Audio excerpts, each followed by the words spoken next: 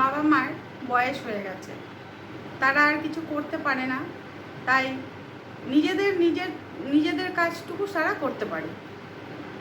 এমতো অবস্থায় ছেলের বউকেই সমস্ত কিছু রান্না বান্না খেতে দেওয়া সবই করতে হয়, কিন্তু তাদের জন্য আলাদা করে কিছু করতে হয় না। সেই বাবা মা তারা তাদের কাজটুকু যেটুকু দরকার সেইটুকু করে করে তারা বিশ্রাম নেন।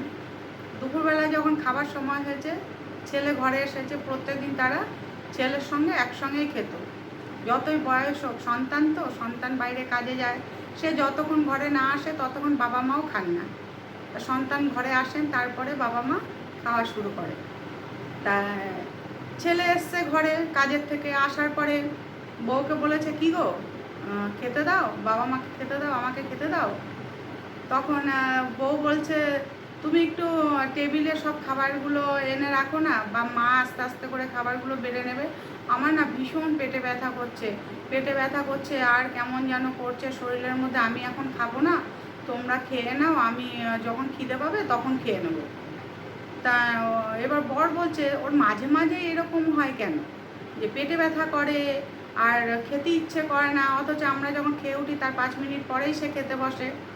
সে তার মা বাবাকে বললো কি, তোমরা এখন উঠবে না, দাঁড়াও আমি ওর সঙ্গে একটু কথা বলে এসে তারপরে খেতে। এবার মা বললো কি, চল আমি দিয়ে দিচ্ছি খেতে, তোকে আর ডাকতে হবে না, ওকে, ওর শরীরটা ভালো না, থাক। ছেলে বলল, না মা তুমি শুয়ে আছো, শুয়ে রেস্ট নাও, আমি আসছি, কথা বলে তারপরে খেতে বসবো আমরা। তখন গেছে বউয়ের কাছে, বউকে গিয়ে বলছে, তুমি খাবে না, আমি তো ভেবেছিলাম আজকে তোমাকে নিয়ে এরকমভাবে সিনেমার টিকিট কেটেছিলাম যে আমরা দুজন মিলে একটু যাব সিনেমা দেখতে, তাড়াতাড়ি খাওয়া দাওয়া করে। তোমার যখন শরীর খারাপ তখন আর কি করা যাবে, থাক তাহলে আজকে সিনেমাটা, আজকে আর সিনেমা যাওয়ার দরকার নেই, তোমার যখন শরীরটা ভালো না, খেতে দিতে পারছো না, তার কি করে সিনেমা দেখতে যাবে। তখন বউ লাফ দিয়ে উঠে বলছে, কি তুমি কি বলছো, সিনেমার টিকিট কেটেছো, কই আগে বলোনি তো তুমি আমার জন্য সিনেমার টিকিট কেটেছো, আমরা সিনেমায় যাবো। বর বলছে, হ্যাঁ যেতাম তো, কিন্তু তোমার শরীর ভালো না, কি করে যাব।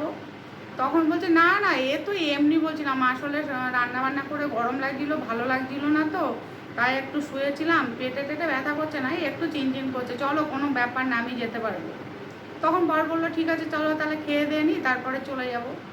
এবার গিয়ে বউ সবাইকে খেতে দিয়েছে, তার হাজব্যান্ডকেও দিয়েছে, তার শ্বশুর শাশুড়িকেও খেতে দিয়েছে, নিজেও খেয়েছে, খেয়ে রেডি টেডি হয়ে বরকে বলছে, কি গো এরপরে তো আর বেরোলে তো আর শো আমাদের অনেকটা হয়ে যাবে, সিনেমার প্রথম থেকে দেখতে পারবো না, চলো বেরোই। তখন বর বলছে, আরে এই খেয়ে দিয়ে উঠলাম এই গরমের মধ্যে, আর না ভালো লাগছে না গো, থাক ছেড়ে দাও, আজকে আর যেতে হবে না। তাছাড়া তুমি যখন বললে শরীরটা ভালো লাগছে না, আমি তখনই মনে মনে ভাবলাম যে আজকে আর যাওয়া হবে না, তাই টিকিটটা আমি আমার বন্ধু আর বন্ধুর বউকে বলেছি চলে যেতে, আমার টিকিটটা আমি তাদেরকে দিয়ে দিয়েছি।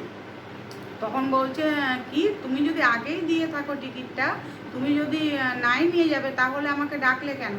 বলছে, দেখো প্রত্যেক দিন তোমার পেটে ব্যথা, নয় মাথা ব্যথা, নয় গায়ে যন্ত্রণা, এই তো লেগেই আছে, 2 দিন ছাড়া ছাড়াই তুমি বলো মাকে টেবিলে ভাত এনে দাও, মা খাবার বেড়ে দেবে।